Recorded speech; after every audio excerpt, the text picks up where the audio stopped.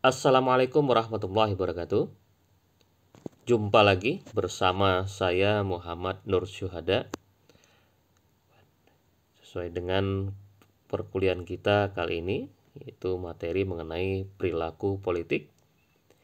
Kita akan membahas apa yang dimaksud dengan perilaku politik dalam kehidupan sehari-hari kita.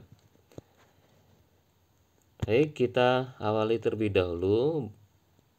Kita coba memahami bagaimana diawali terjadinya proses perilaku politik.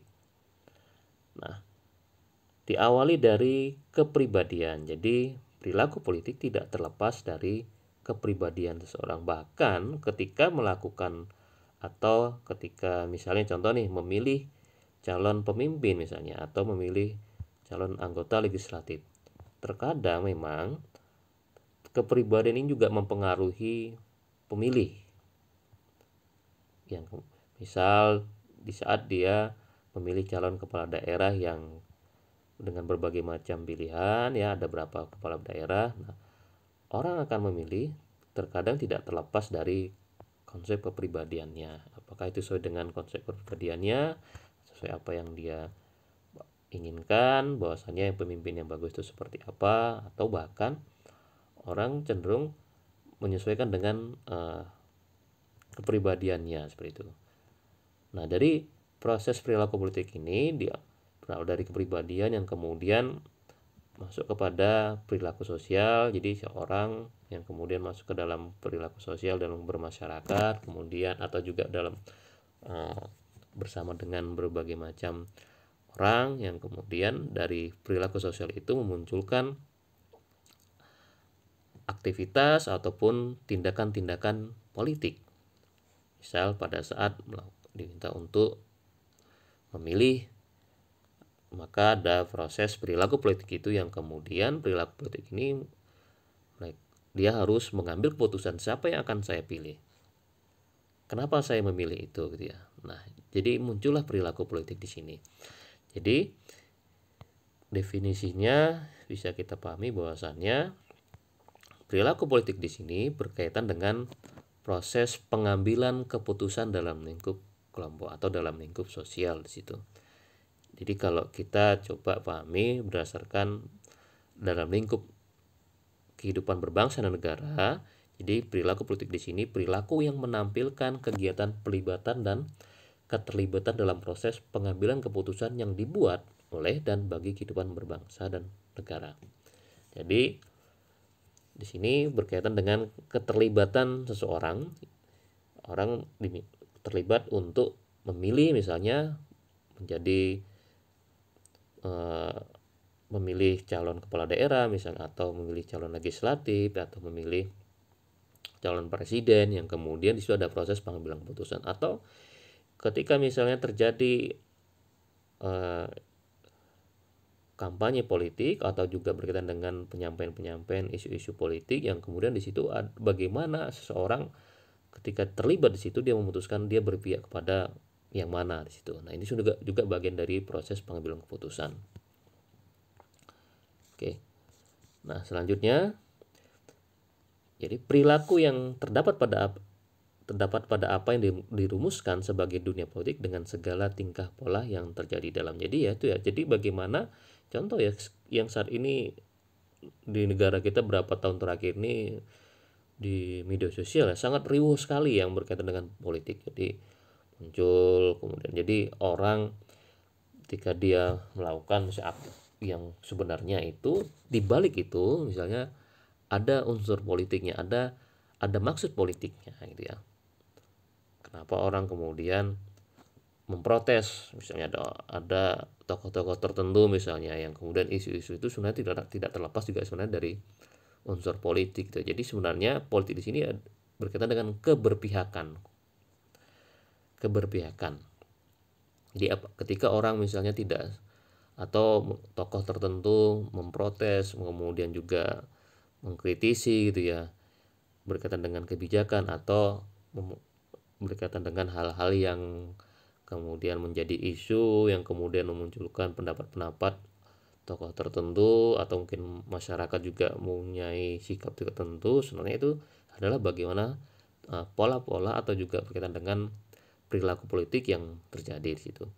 Jadi di sini perilaku manusia melakukan aktivitas di dalam kehidupan politik. Jadi sehari-hari kita tidak terlepas bagaimana berkaitan dengan politik dalam organisasi, misalnya di lingkungan kampus gitu ya, atau ketika Anda misalnya terlibat dalam partai politik gitu, atau kita tidak terlibat sama sekali misalnya, tapi kita secara media sosial kita punya sikap misalnya untuk menyampaikan, mengkritik, atau kemudian kita punya sikap tertentu bahwasannya saya tidak setuju dengan misalnya undang-undang yang saat ini misalnya. Nah itu juga bagian proses perilaku manusia yang memang itu dalam kehidupan politik ya. Jadi banyak sekali ya dalam kehidupan bernegara, kemudian di kehidupan kita sehari-hari ya, misalnya dalam konteks ketika Anda misalnya terlibat dalam lingkup politik, misalnya menjadi anggota partai politik ya, kemudian parlemen ya, ataupun yang berkaitan dengan ketika Anda tidak terlibat secara langsung tapi Anda punya sikap, Anda cenderung untuk memilih memutuskan berpihak pada konsep yang atau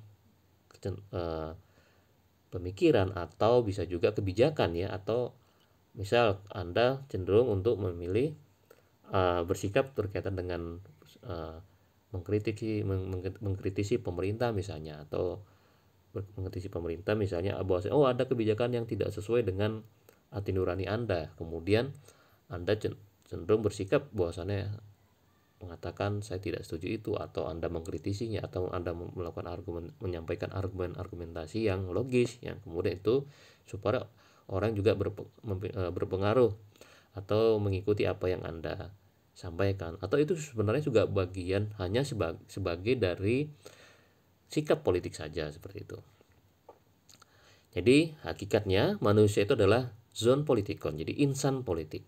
Dia merupakan perilaku politik dalam artian luas dan bukannya monopoli semata para politisi dan sejenisnya saja. Jadi ketika orang misalnya yang disampaikan bahwasannya kalau mau politik ya ke partai, jadi masuk ke partai politik misalnya, atau tidak selalu seperti itu. Jadi politik itu bukan selalu berkaitan dengan partai politik ya, tapi dalam keseharian kita, misalnya Anda dalam lingkup organisasi, Anda diminta untuk menjadi menjadi kepala bidang misalnya, dan pada saat proses menjalankan tugas-tugas Anda pasti tidak terlepas dari bagaimana proses politik di situ. Ataupun nanti misalnya Anda bekerja di sebuah perusahaan misalnya, maka ada istilah yang sangat familiar sekali di lingkup dunia industri atau dunia perusahaan, ada istilah namanya office politik. Nah itu tidak terlepas bahwasannya terjadi proses politik di situ ketika Anda cenderung bersikap, wah ini bagaimana nih perusahaan tidak sesuai dengan perjanjiannya gitu kan, kemudian Anda melakukan menyampaikan sikap, atau justru ada yang dia berusaha untuk tidak menyampaikan secara langsung tapi menyebarkan isu-isu yang kemudian itu mempengaruhi sikap perusahaan di situ ya. Nah, jadi atau berkaitan dengan bagaimana persaingan untuk mencapai karir tertentu di antara karyawannya di situ, kemudian ada sikap-sikap politik, kemudian ada proses politik di situ yang kemudian supaya dia bisa mencapai karirnya di situ. Ya, itu hal-hal yang memang sering terjadi di organisasi atau di perusahaan. Nah, dalam buku Political Psychology, David Patrick Houghton menjelaskan bahwasannya psikologi politik itu dapat didefinisikan secara umum sebagai irisan atau interaksi antara psikologi dan politik. Jadi ada proses interaksi di sini. Jadi terutama bagaimana psikologi sebagai ilmu tentang perilaku manusia dapat menjelaskan gejala dan fenomena politik yang kemudian hal sebalik bisa terjadi dalam kehidupan politik. Jadi sangat menentukan tingkah laku seorang akan segenap perkembangan psikologi manusia. Jadi ketika kita bahas misalnya kemudian mengatakan bahwa psikologi politik, maka itu adalah proses irisan dari antara psikologi dan politik. Bagaimana ketika melakukan proses politik di situ tidak terlepas proses psikologi itu ya. mempengaruhi pemilih gitu ya, ataupun bagaimana ketika kita memilih, maka ada teori yang berkaitan dengan voting behavior ya, perilaku memilih, itu yang mengambil dari konsepnya dari secara psikologis ya, bahwasannya manusia itu memilih tidak terlepas bagi kecenderungannya secara psikologis gitu ya. Nah, jadi ini maksud dengan psikologi politik. Jadi psikologi politik mengkaji apa yang dilakukan oleh orang-orang ya, perilakunya, behaviornya, dengan mengadaptasikan konsep-konsep psikologi sehingga konsep-konsep itu akan berguna dan relevan dengan politik. Kemudian menerapkannya pada analisis tentang suatu masalah atau isu politik dan peristiwa politik. Ya, jadi proses politik yang terjadi ketika orang memilih, misalnya Anda pada saat proses pemilihan, contoh lah misal pemilihan presiden. Jadi itu yang dikembangkan proses kampanye juga menggunakan atau mungkin orang mengatakan permainan psikologis gitu ya. Jadi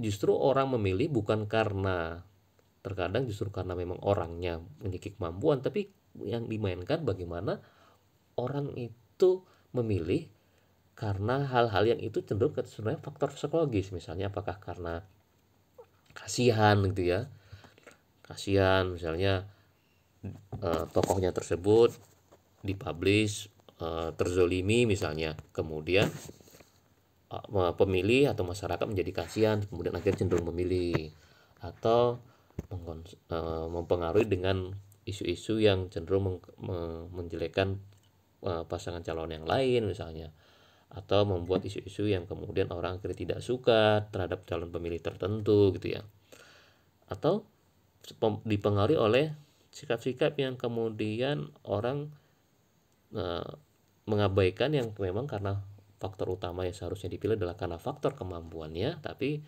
karena faktor-faktor yang lebih secara psikologis di situ. Oh, karena dia orangnya ini cenderung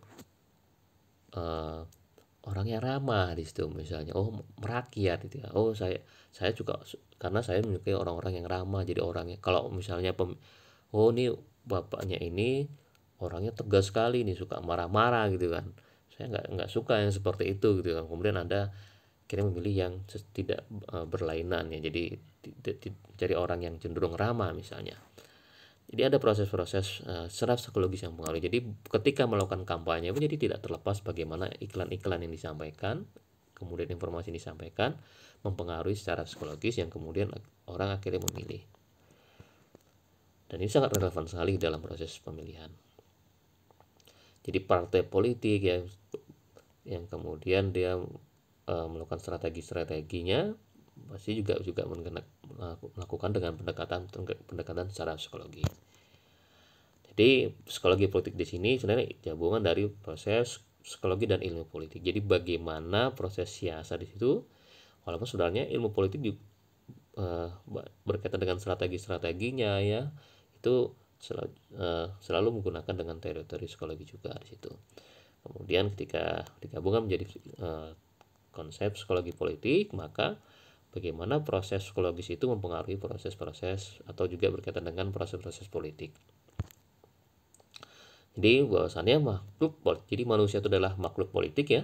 Jadi kepribadiannya, kemudian nilai dan identitas dan sikap. Jadi bagaimana orang memiliki kepribadian tertentu yang kemudian dia sudah memiliki nilai dan atau juga pemahaman atau dengan identitas. Misalnya biasanya nih dalam lingkup negara kita nih biasanya partai-partai politik yang kemudian dipengaruhi oleh partai ideologi ya, itu tidak terlepas bagaimana itu terbentuk juga dari nilai identitas yang sudah terbentuk dalam lingkup keluarganya gitu ya. Misalnya ada partai politik yang dengan ideologi nasionalisme, misalnya di keluarganya sendiri memang sudah membiasakan atau orang tuanya mendidik dengan ideologi itu yang kemudian itu berpengaruh terhadap proses kepribadiannya maupun sikapnya untuk memilih gitu ya. Atau juga misalnya yang memang terbentuk dengan nilai identitas atau misalnya politik saat ini, misalnya kita banyak juga ada partai misalnya partai Islam yang kemudian itu tidak terlepas juga bagaimana itu dipengaruhi nilai identitas, bahwasannya yang kita pahami yang namanya kezaliman itu memang harus dilawan misalnya. Kemudian bahwasannya dalam lingkup negara maka negara itu harus adil gitu ya. Maka sikap pemikiran atau nilai-nilai itu mempengaruhi sikap seseorang untuk bersikap terhadap politik memilih misalnya atau sebagai sikap politiknya di situ. Jadi proses orang kemudian sebagai makhluk politik tidak terlepas jadi dan itu saling mempengaruhi dari si kepribadiannya, nilai identitas dan sikap. Jadi ada orang juga justru memang pemilih itu tidak terlalu menggunakan nilai identitas, jadi faktor kepribadian. Dan sebenarnya banyak sekali di Indonesia seperti itu. Karena misalnya lihat tokohnya orang yang cenderung tegas, berwibawa, karismatik ya, kemudian dia menyukai hal yang seperti itu ya, kemudian itu menentukan sikapnya untuk memilih seperti itu sesuai dengan yang dia inginkan atau cenderung sama dengan pribadinya gitu ya. Oke. Nah, kajian perilaku politik yang jadi isu-isu yang masih sering dibahas ya. Jadi perilaku voting, jadi voting behavior ini masih sering, bahkan penelitiannya sangat banyak sekali.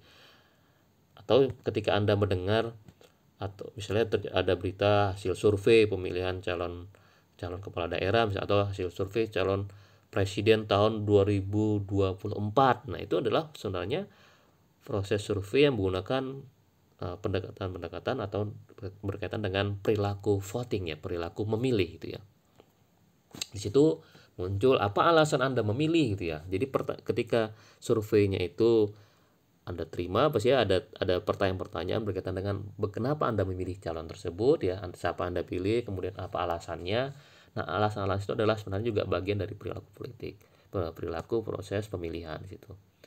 Jadi di sini perilaku voting membuat kesimpulan dan prediksi tentang perilaku mengenai keputusan memilih voting dan pengaruh publik tertentu. Jadi kenapa saya memilih orang tersebut misalnya, apa alasan saya, dan apakah itu dipengaruhi oleh faktor-faktor yang misalnya tadi contoh secara psikologis ya, kepribadian ya, atau memang karena faktor-faktor yang memang secara kompeten, jadi kompetennya orang tersebut ya, atau karena yang faktor-faktor nilai gitu, karena memang saya pemilihnya calon ini nilai tidak sesuai dengan ideologi saya misalnya, atau pemahaman saya bahwasannya ya seorang pemilih itu harus seperti apa, atau ideologinya tidak sama dengan saya, jadi itu dipengaruhi.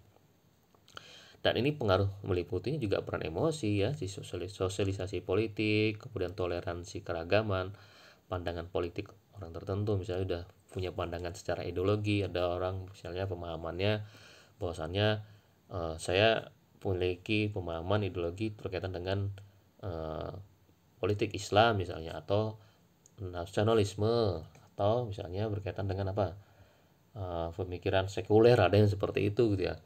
Kemudian saya cenderung milih yang sesuai dengan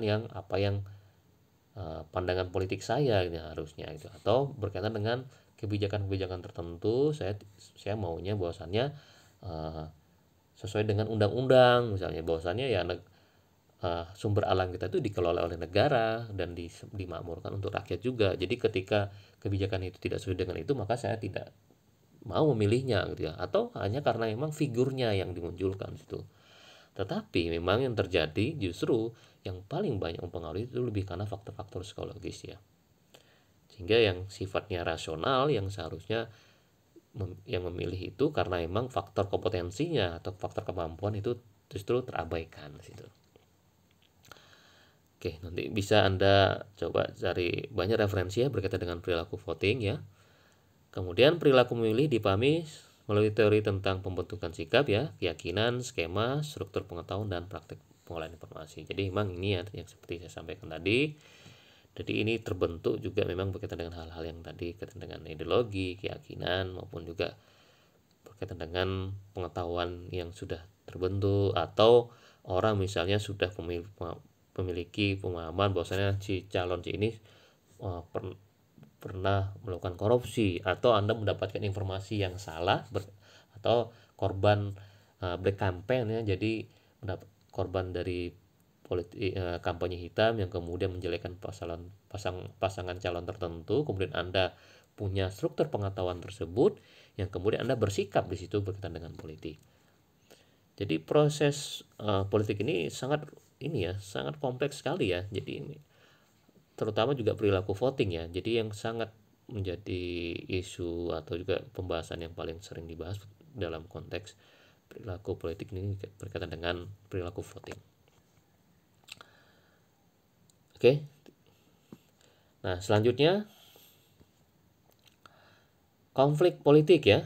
Nah, ini konflik politik di sini kalau kita coba pahami di negara kita yang isu ini, konflik politik masih sering terjadi gitu ya. Walaupun memang konflik-konflik yang sifatnya masih dalam konteks kecenderungan untuk memilih calon tertentu atau konflik politik karena untuk mencapai kekuasaan ya.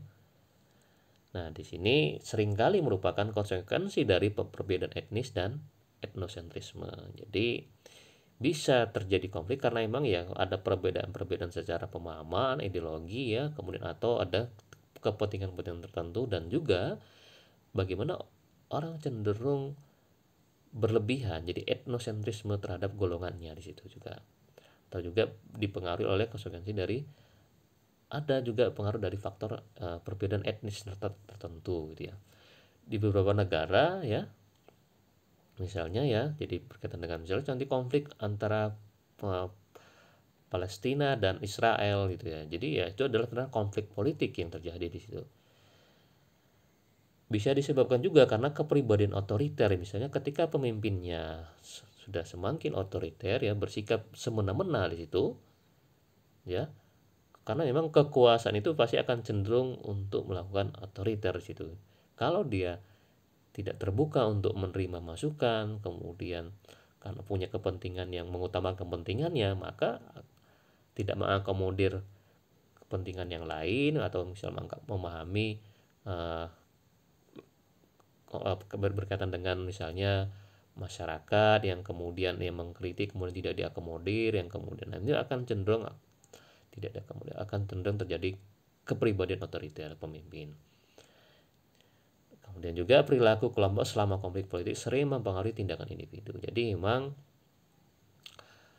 terjadi konflik misalnya antar partai politik atau antara oposisi dan lingkup misalnya yang berkuasa, itu akan terbawa juga ketika masyarakat atau kita misalnya mengikuti isu tersebut, kadang terbawa juga dengan perilaku kita ya secara individu gitu ya. Maka misalnya ada orang akhirnya lost control yang kemudian dia mengkritik sampai, tapi misalnya menggunakan dengan kata-kata yang cenderung menghina gitu, akhirnya bisa saja lawan politiknya akan ya tidak menyukai hal tersebut sehingga ya bisa dijebloskan ke penjara kalau itu memang sesuai dengan peraturan atau dengan regulasi yang ada di negara kita misalnya contohnya. Jadi sering ya konflik politik sering mempengaruhi tindakan individu ketika dia memilih atau bersikap ya. Nah, ini sangat berpengaruh di situ. Oke. Selanjutnya, nah yang menjadi isu-isu juga berkaitan dengan perilaku politik. Nah, jadi terorisme juga ini jadi bagian dari isu-isu yang menjadi pembahasan dan lingkup politik ya. Jadi di sini diartikan ya, jadi penjelasan bahwasannya bagaimana individu berusaha untuk perilaku yang bermakna, yang kemudian di sini berkaitan dengan terorisme di sini menyampaikan bahwasannya terjadi terorisme jadi karena menunjukkan bahwa frustasi tujuan dapat menyebabkan agresi. Jadi orang bertindak melakukan teroris di situ dipengaruhi oleh karena frustasi terhadap tujuan. Jadi tujuan itu tidak tercapai yang kemudian atau juga berkaitan dengan ideologi tertentu ya, yang kemudian ada tindakan-tindakan yang memunculkan tindakan agresi gitu ya. Ya, jadi sebenarnya lingkup terorisme di sini berkaitan dengan tadi yang berkaitan dengan pemahaman orang memiliki ideologi tertentu atau sikap politik, misalnya terjadi konflik politik yang kemudian penyalurannya itu atau adanya ketidakadilan misalnya, ya maka bisa saja akan memunculkan yang sifatnya agresi-agresi. Nah, ditambah lagi dengan faktor-faktor kepribadian. Jadi ini menjadi isu-isu yang terorisme ini banyak penelitiannya, banyak faktor-faktor yang kemudian menjadi kenapa terjadi terorisme, atau sebenarnya hanya sebagai, ya kita pahami ya, hanya apakah isu yang dibuat sebagai cara untuk memberikan label kepada golongan-golongan tertentu untuk dikatakan sebagai, jadi justru sebagai memiliki tujuan untuk melabel dalam konteks memang adalah bagian dari proses politik di situ sebenarnya. Jadi terorisme di situ adalah juga sebenarnya bagian strategi politik yang dilakukan oleh golongan tertentu atau orang tertentu untuk mendiskreditkan golongan yang lain misalnya, atau yang memang di sini memunculkan karena memang dari proses frustasi yang kemudian memunculkan agresi di situ. Nah, ini menjadi isu ya yang memang bisa dikatakan kontroversi ya, berkaitan dengan terorisme di sini. Ada yang mengatakan bahwasannya ya orang melakukan kekerasan ya, kemudian dikatakan terorisme misalnya, jelas ya. Kemudian ataupun justru orang yang melakukan kekerasan, atau ketika dia melakukan kekerasan dengan cara untuk mengatakan orang lain terorisme misalnya, atau juga memang terjadi terorisme itu memang karena kebijakan-kebijakan tertentu atau sebuah negara yang melakukan ketidakadilan di situ, kemudian terjadi terorisme, atau terorisme itu justru yang terjadi adalah bagian dari intrik politik atau cara untuk mencapai tujuan. Nah, jadi politik itu sebenarnya adalah proses untuk mencapai tujuan. Jadi saya simpulkan di sini, politik adalah proses untuk mencapai tujuan. Kemudian muncul psikologi politik bagaimana untuk mencapai tujuan tersebut. Jadi ada pendekatan-pendekatan psikologis yang kemudian mempengaruhi orang untuk mencapai tujuan tersebut ya. Jadi misalnya untuk mencapai tujuannya adalah memiliki kekuasaan, atau menjadi seorang pemimpin, atau menjadi kepala daerah, atau menjadi seorang kepala negara, maka untuk mencapai tujuan tersebut bagaimana prosesnya. Ketika misal bicara psikologi politik, maka proses-proses secara psikologis juga mempengaruhi untuk mencapai tujuan tersebut misalnya. Jadi dengan melakukan kampanye dengan pendekatan psikologis ya, atau melakukan strategi untuk melakukan perlawanan terhadap lawan politik ya, juga melakukan dengan teori dengan pendekatan psikologis ya, itu juga terjadi seperti itu. Oke, itu saja untuk materi yang perlu saya sampaikan. Dan untuk selanjutnya berkaitan dengan aplikasi politik psikologi, jadi bisa Anda kembangkan juga dengan Anda pahami dengan penelitian-penelitian, jadi banyak sekali ya. Dan aplikasinya dalam politik psikologi sangat paling sering yang terjadi berkaitan dengan saat ini ya, voting behavior ya, dan penelitiannya juga berkaitan dengan perilaku memilih atau voting behavior. Contoh misalnya survei calon-calon kepala daerah ya, itu juga bagian dari voting behavior. Oke, terima kasih untuk attention Anda, untuk perhatian Anda, untuk mendengarkan dan memahami dan memperhatikan materi kali ini. Semoga Anda bisa paham dan bisa memberikan manfaat untuk Anda dalam perkuliahan maupun dalam kehidupan sehari-hari. Terima kasih, saya akhiri. Assalamualaikum warahmatullahi wabarakatuh.